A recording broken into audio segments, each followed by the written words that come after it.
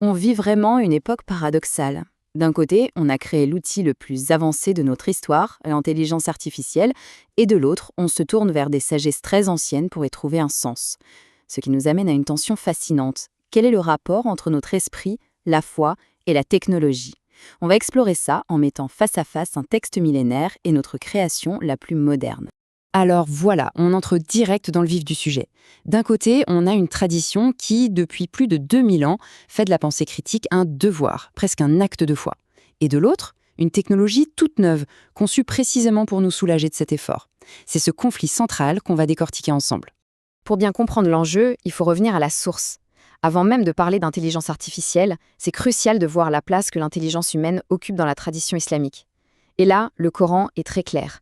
La raison, c'est un pilier central. Ce chiffre, il est juste incroyable. 2000. Dans un livre qui fait à peu près 600 pages, on trouve près de 2000 appels directs à utiliser sa raison. Si on fait le calcul, ça fait plus de 3 appels par page, en moyenne. L'insistance est sans équivoque. L'intellect n'est pas vu comme un accessoire, mais comme une véritable responsabilité. Et ce qui est vraiment fascinant, c'est la richesse de cet appel. Il ne s'agit pas juste de dire « penser » de manière vague, non. Le Coran utilise tout un vocabulaire très nuancé pour encourager différentes formes de pensée. Le raisonnement logique, la réflexion profonde, la méditation, la compréhension, c'est une invitation à un engagement intellectuel total. Toute cette insistance sur la raison, ça nous mène à une distinction qui est fondamentale, au cœur même de la responsabilité intellectuelle. C'est la différence entre accepter les choses aveuglément et construire sa foi sur une conviction bien personnelle. Cette phrase, issue des savants de l'islam, est hyper puissante. Elle dit tout. En gros, une fois qu'on hérite ou qu'on suit sans jamais la questionner, eh bien, elle n'a pas vraiment de valeur.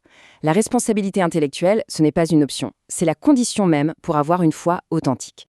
Mettons les choses au clair. D'un côté, il y a l'imitation aveugle, le taqlid. C'est une sorte de paresse intellectuelle, on suit sans se poser de questions. Et de l'autre, il y a l'adhésion éclairée, l'itiba. Ça, c'est un devoir intellectuel. On suit, mais après avoir compris, après avoir été convaincu par la preuve.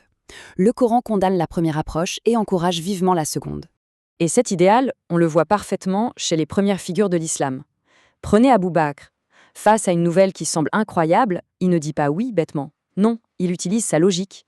Il évalue la crédibilité de la source. Ou encore Oumar qui, même face à un objet sacré, garde les pieds sur terre et rappelle sa nature matérielle. Il affirme que sa foi est rationnelle, pas superstitieuse. C'est exactement cet équilibre qui est recherché, un équilibre parfait entre l'esprit et la foi.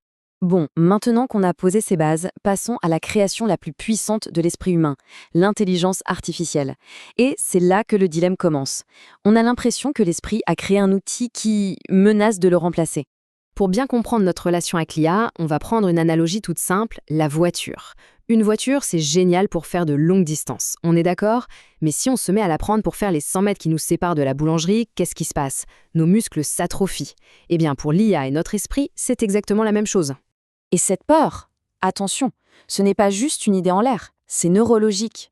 Des études très sérieuses, menées par des institutions comme le MIT et Harvard, le montrent. Quand on utilise trop l'IA pour réfléchir, l'activité de notre cerveau diminue. Le risque d'atrophie mentale, il est bien réel, il est documenté. Au-delà de ce risque d'atrophie, il y a un deuxième gros problème, ces outils ne sont tout simplement pas fiables. On a tendance à les voir comme des sources de vérité objective, mais en réalité, les IA sont surtout le reflet des données qu'on leur donne et des limites de ceux qui les ont créées. Cet exemple, il est parfait pour illustrer le problème. L'IA, elle n'a pas de conviction propre. Elle agit comme un miroir. Elle ne cherche pas à donner une vérité objective.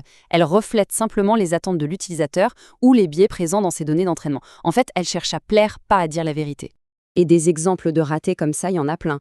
Des erreurs de calcul pures, comme sur le cas très complexe de l'héritage en islam, aux manipulations géopolitiques, sans parler de sa capacité à faciliter la triche à l'école. Ce qu'il faut retenir, c'est que ces outils sont faillibles. Il ne faut jamais les croire sur parole. Et là, on touche au cœur du problème. Une IA, c'est le produit de l'esprit de son créateur.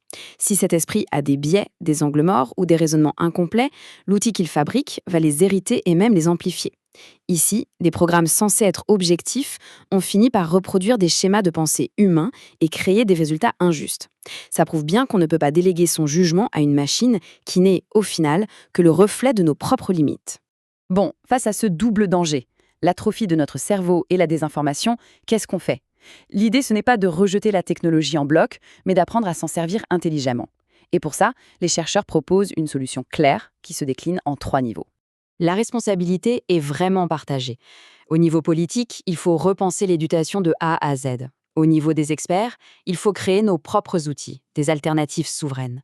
Et puis, à notre niveau, individuellement, il faut adopter une sorte d'hygiène numérique. On vérifie, on questionne et surtout, on protège les plus jeunes.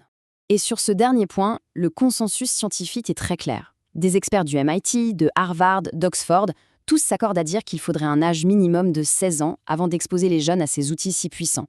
Pourquoi? Parce qu'avant cet âge, le cerveau est en pleine construction. Une dépendance trop précoce peut abîmer, de manière irréversible, le développement de la pensée critique. Cette distinction, c'est vraiment la leçon fondamentale de tout ça. L'intelligence, qu'elle soit humaine ou artificielle, c'est une capacité, c'est un outil. Mais la sagesse, c'est autre chose. C'est la capacité à bien utiliser cet outil, à discerner le vrai du faux, le juste de l'injuste. Nos outils sont de plus en plus intelligents, c'est un fait.